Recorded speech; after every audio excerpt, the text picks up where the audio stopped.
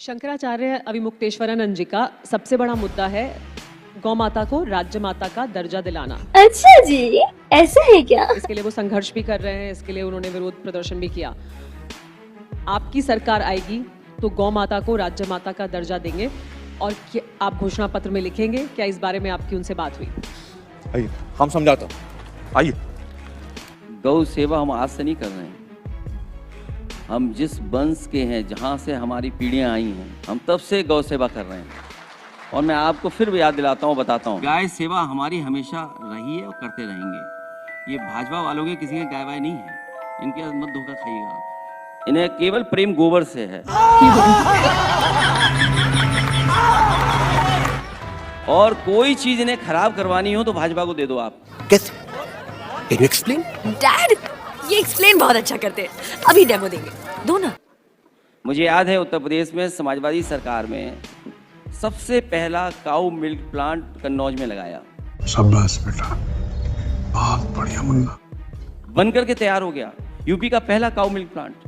और तय ये किया था सरकार ने कि धीरे धीरे आसपास जो हमारी देसी गाय हैं वो बढ़ जाएंगी और जानवर हटा दिए जाएंगे। Very good. और अगर उससे भी नहीं काम चलेगा तो गाय के दूध के खरीदने के लिए चाहे हमें भैंस के फैट कंटेंट से देख करके जो रेट मिलता है उसे 4 रुपये ज़्यादा देना पड़े, हम देंगे और गाय की सेवा करेंगे और गाय की संख्या बढ़ाएंगे। क्या बात है सर, क्या बात है सर। इन भारतीय जनता पार्टी के लोगों ने वो काऊ मिल्क प्लांट बंद कर दिया। क्या? इसलिए बंद कर दिया क्योंकि समाजवादी पार्टी ने शुरू किया था। कितनी शर्म की बात है। और आज मैं ये दावा कर सकता हूँ, कह सकता हूँ कि देश का सबसे मॉडर्न काऊ मिल्क प्लांट था वो, जिसका उद्घाटन प्रधानमंत्री जी से करवाया। उसके बाद उत्तर प्रदेश की सरकार ने उसे बंद कर दिया। तो आप बताइए गौ सेवा कौन ज्यादा करता है, हम ज्यादा करते हैं कि बीजेपी वाले करते हैं? मैंने है ना फैसला किया है। करेक्ट फैसला किया। तू कुछ नहीं कर सकता। लेकिन जब आप ये कहते हैं तो जवाब में योगी आदित्यनाथ ये कहते हैं कि अखिलेश यादव को आरएसएस ज्वाइन कर लेना चाहिए, वो अनुशासित हो जाएंगे, सुबह जल्दी उठेंगे। अब गर्दा उड़ेगा भैया। हालांकि उत्तर प्रदेश में गांजा बहुत पकड़ा जा रहा है।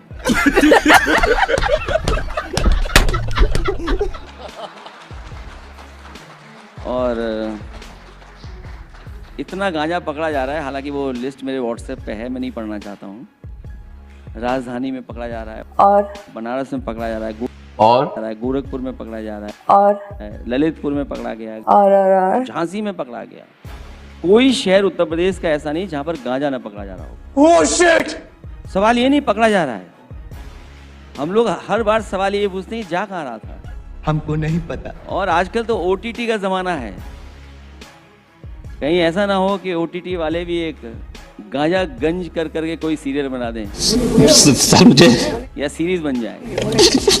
रंडी रोना बंद कर और अपनी लाइफ खुद बदल। उन पे कौन भरोसा करेगा? सोचिए उत्तर प्रदेश में क्या था, एक्सप्रेसवे बनने लगे थे, हालांकि अभी थोड़े बहुत बने हैं, लेकिन भारत सरकार ने कोई एक्सप्रेसवे नहीं दिया है। मेट्रो बनने लगी थी लखनऊ में, कानपुर में, आपके आगरा में, नोएडा में, और नोएडा से दिल्ली जोड़ने का, नोएडा से ग्रेटर नोएडा को जोड़ने वाला 1 इंच भी सरकार ने मेट्रो के काम को नहीं आगे बढ़ाया। क्या कर सकता हूँ यार? जब आज मैं आपके इंटरव्यू में आ रहा था, मैंने अखबार में पढ़ा कि अब 2030 तक लखनऊ की मेट्रो पूरी करेंगे, जो 5 साल पहले मेट्रो पूरी हो जानी चाहिए थी। कब? 2030 में। देश के प्रधानमंत्री जी के क्षेत्र में पूरा डीपीआर बना करके, फाइनेंशियल इंक्लूजन कर करके मेट्रो का प्रस्ताव दे करके मैं आया था और बजट भी दिया था उसके लिए। लेकिन उत्तर प्रदेश के मुख्यमंत्री ने देश के प्रधानमंत्री के क्षेत्र में मेट्रो नहीं बनने दी। इससे बड़ा दुर्भाग्य क्या हो सकता है? आप बताइए बताइए बताइए भला। माँ गंगा को लेकर के क्या नहीं कहा गया कि माँ गंगा ने बुलाया है। न मुझे किसी ने भेजा है, न मैं यहाँ आया हूँ। वाह, क्या एक्टिंग कर रहा है। मुझे तो माँ गंगा ने बुलाया है। अरे झूठ बोल रहा है, ये झूठ बोल रहा है। आप तो दिल्ली में रहते हैं, तस्वीरें वो देखते होंगे, यमुना का क्या हाल है। हमको कुछ नहीं पता। और याद रखिए आप, ये यमुना का पानी यमुना में नहीं रहता है, अंतोगतवा ये भी माँ यमुना का पानी गंगा में ही पहुंचता है। क्या बात कर रहे हैं बाबा? तो आखिरकार माँ गंगा को कौन भूल गया है? मैं क्यों नहीं सफाई हो पाई? उसका जिम्मेदार कौन है? तो इसलिए मुख्यमंत्री से कोई उम्मीद मत करो। जनता इस बार तैयार है, पीडीए के लोग तैयार हैं, और इस बार भारतीय जनता पार्टी का उत्तर प्रदेश से सफाया होने जा रहा है। नहीं बेटा, ये ठीक नहीं है।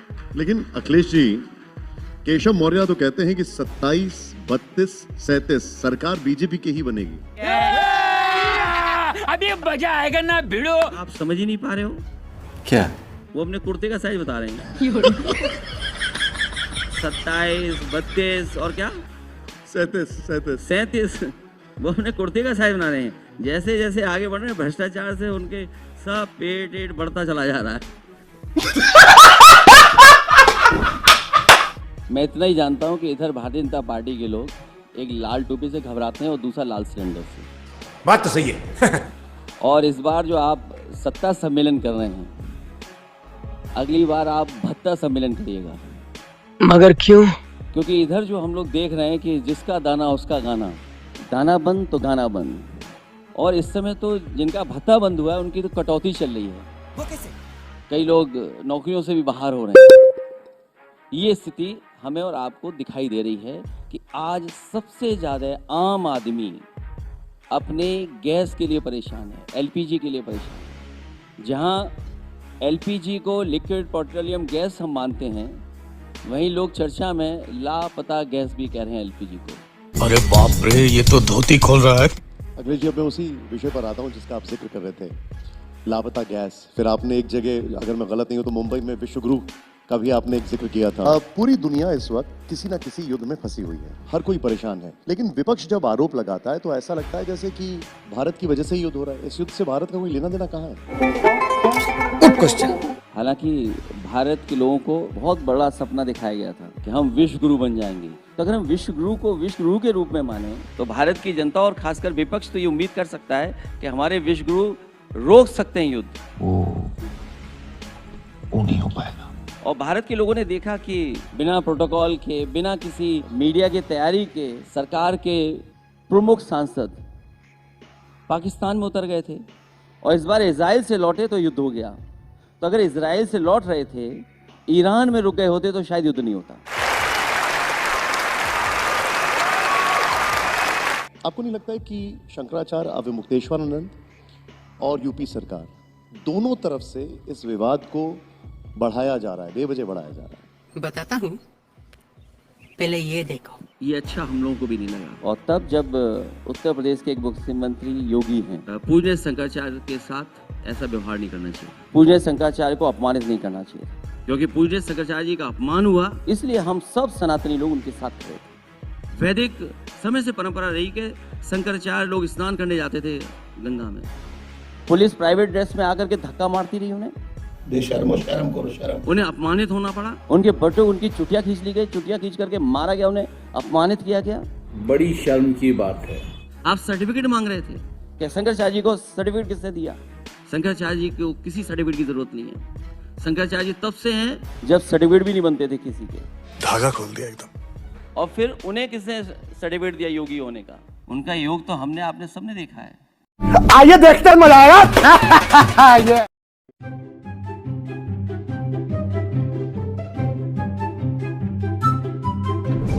ये क्या है? ये तो टट्टी है।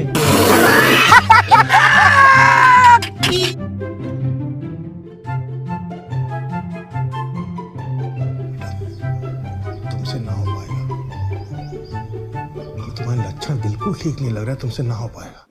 जब वो एक टांग पर योग कर रहे थे, हमने सबने देखा है। देखा, पूरा देखा। हमारे पूजनीय शंकराचार्य शंका से परे हैं। ये बड़ी अच्छी बात कही आप। लेकिन ये जो समय है, जो युद्ध हो रहा है, वो वर्ल्ड क्राइसिस है, वो सिर्फ भारत का क्राइसिस तो है नहीं। इसमें तो सबको मिलजुल के काम करना चाहिए। ये तो एक बड़ा चैलेंज है। तो क्या यहाँ पर वो एकजुटता नहीं दिखनी चाहिए? और इसमें तो हम पीड़ित हैं ना, आरोपी कैसे हो गए? अभी पता चले। हर देश से आपके संबंध अच्छे हैं, तो आपकी भूमिका क्या होती है? आपकी भूमिका ये होती है कि युद्ध ही नहीं होता। युद्ध क्यों हुआ? युद्ध टाल सकते थे, तभी तो हम विश्वगुरु मानते किसी को। तो इसका ना केवल विश्वगुरु में इसलिए क्योंकि हम विश्वगुरु हैं, हमने लिख लिया इसलिए विश्वगुरु हो गए, लेकिन विश्वगुरु की जिम्मेदारी भी तो थी कुछ। और मैं ये दावे के साथ कह सकता हूँ, अगर विश्वगुरु वाकई विश्वगुरु होते तो ये युद्ध नहीं होता।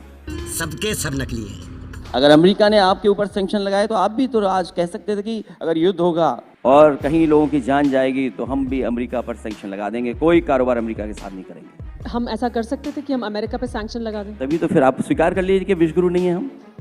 नहीं, लेकिन देखिए, एक जो स्वाभाविक सवाल है कि अगर तेल क्राइसिस है या गैस क्राइसिस है जिसकी आप जिक्र कर रहे हैं कि सिलेंडर नहीं मिल रहा है, नहीं मिल रहा है, लोगों को दिक्कत हो रही है, लेकिन वो पूरी दुनिया में लोगों के सामने दिक्कत है ना। लोग तो तमाम ऐसे मुल्क हैं जो लोगों को कह रहे हैं कि आप भाई घर से काम करिए, आप तेल कम खर्च करिए, आप गैस कम खर्च करिए क्योंकि नहीं मिलेगी।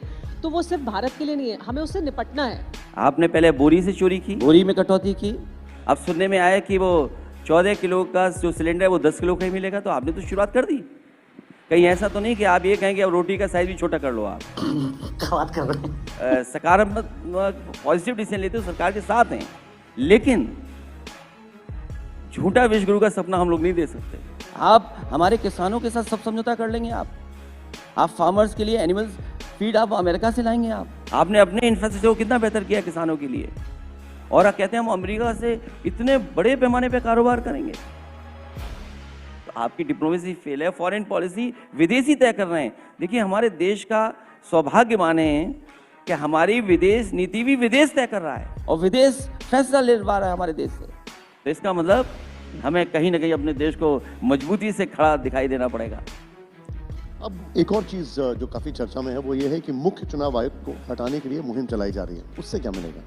उन्हें अपनी क्रेडिबिलिटी साबित करनी चाहिए और उन्हें वोट काटने से ज्यादा वोट जुड़वाने के लिए एक्सरसाइज करनी चाहिए। ये जो एसआईआर हुई है ये वोट काटने की एक्सरसाइज थी, वोट जोड़ने की एक्सरसाइज नहीं थी। और यूपी में तो कई बार पकड़े गए ये लोग, वैसे देश में तो चुनाव कई बार पकड़ा गया। अभी हाल फिलहाल एक पत्र चल रहा है, लेटर चल रहा है जिसमें बीजेपी का खुद ही स्टैंप लगी हुई है, बहुत वायरल है वो लेटर।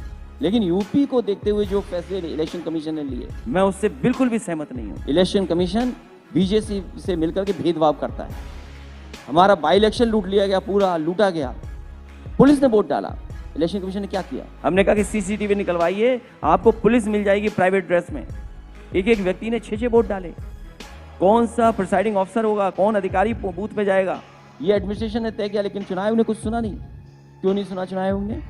और फिर अभी जब फॉर्म 7 भरा जा रहा था, एक जो मजदूर है, गरीब है, जो पढ़ा लिखा नहीं है, जो दस्तखत नहीं कर सकता था, उसके दस्तखत कर करके हमारा वोट कटवा दिया। मुझे कुछ याद नहीं आ रहा। तो सोचो, अपने दिमाग पर जोर डालो, रवि सोनी के बारे में सोचो। वो हम लोगों ने पकड़ लिया। वो नंदलाल को बड़ी मुश्किल से हम लोग ढूंढ करके लाए और सबके सामने हम लोगों ने खड़ा किया उसको। वो व्यक्ति साइन नहीं कर सकता, अंगूठा चलाता है, अंगूठा मारता है, उससे साइन करवा करके वोट काट दिए। मैं जानना चाहता हूँ इलेक्शन कमीशन ने क्या कार्रवाई की अधिकारियों पर? मुझे कुछ याद नहीं आ रहा। कार्रवाई बता दें क्या की है। इलेक्शन कमीशन का नियम है कि इतनी बड़ी संख्या में ही फॉर्म 7 एक व्यक्ति भर सकता है। एक दशरथ नाम के व्यक्ति ने 100 से ज्यादा वोट कटवाने का दस्तखत कर दिए। और दस्तखत कहाँ से हो रहे हैं? कहीं उनकी एक ऑफिस है, उनके पास कोई कंपनी उन्होंने हायर की है, क्योंकि रिसोर्सेज की कमी नहीं है उनके ऊपर। अरे सारे ऑर्डर्स खरीद लूंगा मैं, तेरा बड़ा साहब, छोटा साहब, दुबला साहब, मोटा साहब, लंबा साहब, ठिंगा साहब, सबको खरीद लूंगा। मेरे पास पैसे हैं, पैसे। उन्होंने कंपनी हायर की है, वोटर से नाम निकालते हैं, किसका वोट काटना है। सबसे ज्यादा मुस्लिम और पीडीए का वोट काटा उन्होंने। हम लोगों ने पकड़ा। बताइए क्या कार्रवाई की इलेक्शन कमीशन ने? इलेक्शन कमीशन ये बता दे कि नंदलाल के नकली दस्तखत करके जो आपने फॉर्म 7 भरवाया था, जिससे वोट काटा था आपने, उस अधिकारियों पे क्या कार्रवाई की आपने? एवरीबॉडी, सबके सब चोर हैं साले। अखिलेश जी, लेकिन क्या आपको नहीं लगता कि संसदीय परंपरा में जो पहले नहीं हो रहा था वो अब हो रहा है? कटुता बढ़ती जा रही है, दोनों तरफ से कटुता बढ़ती जा रही है। किसने बढ़ाई? कौन जिम्मेदार है इसके लिए? इसके लिए भारतीय जनता पार्टी खुद जिम्मेदार है। आप अपने दूसरे पॉलिटिकल पार्टीज के लीडर्स के खिलाफ कार्रवाई करेंगे आप और उन्हें झूठा फंसाएंगे आप। मैं कितने गिनूं आपको? आदरणीय आजम खान साहब के ऊपर झूठे मुकदमे किसने लगाए? किसने बदनाम किया? अरे बताओ ना, क्या बताऊंगा, बताओ ना। उनकी यूनिवर्सिटी किसने बिल्कुल बंद कर दी? जो एक्ट विधानसभा से, जो फैसले कैबिनेट से लिए गए, मुख्यमंत्री जी ने अपनी यूनिवर्सिटी बना ली, वही फैसले लिए, वही कैबिनेट से पास किए। लेकिन मोहम्मद आजम खान साहब की यूनिवर्सिटी बंद कर दी उन्होंने। हमारा एक विधायक इरफान सोलंकी, उसका कोई विवाद हुआ था किसी बात को लेकर के, आपने उसे जेल में डाल दिया। रमाकांत यादव विधायक, 25 साल पुराने मुकदमे में जेल भेज दिया आपने। आए दिन झूठे मुकदमे लगा रहे हैं आप फेक इनकाउंटर करा रहे हैं आप फेक इनकाउंटर के नंबर 1 बन गए आप, केवल ये साबित करने के लिए कि लॉ एंड ऑर्डर बेहतर है। और पुलिस पे कितना करप्शन है। एक सिपाही पर 100 करोड़ रुपए पकड़े जा रहे हैं, लेखपाल पे 100 करोड़ रुपए पकड़े जा रहे हैं, एक वकील जेल में है। जिस दिन हम लोग आवाज उठाना बंद कर दें उसी दिन वो वकील मारा जाएगा। आपने गाड़ी पलट दी, बताइए, जान चली गई उसकी। आप झूठे मुकदमे कौन लगा रहा है? झूठे मुकदमे क्यों लग रही है? फेक इनकाउंटर क्यों हो रहे हैं? उसके लिए मंगेश यादव को घर से उठा करके एसटीएफ ने मार दिया। एक झांसी में हुआ था इनकाउंटर, हमारे सब लोग गए थे वहां पर। ये शुरुआती दौर की बात बता रहा हूं मैं। और जिस समय इनकाउंटर हुआ सबने कहा कि फेक इनकाउंटर है। उसकी पत्नी ने कहा कि अगर न्याय नहीं मिला तो मैं भी आत्महत्या कर लूंगी। उसने कई साल इंतजार किया, न्याय नहीं मिला उसको, उसने कुछ आत्महत्या कर ली। कौन है इसके लिए जिम्मेदार? बेशर्मो, शर्म करो, शर्म। आपने एक हमें टीजर तो दे दिया, लेकिन मैं आपसे जानना चाहूंगा कि जो 5 राज्यों के चुनाव हैं, आप कैसे देखते हैं इनके नतीजों को? बीजेपी की बहुत बुरी हार होने जा रही है सभी में, सभी जगह।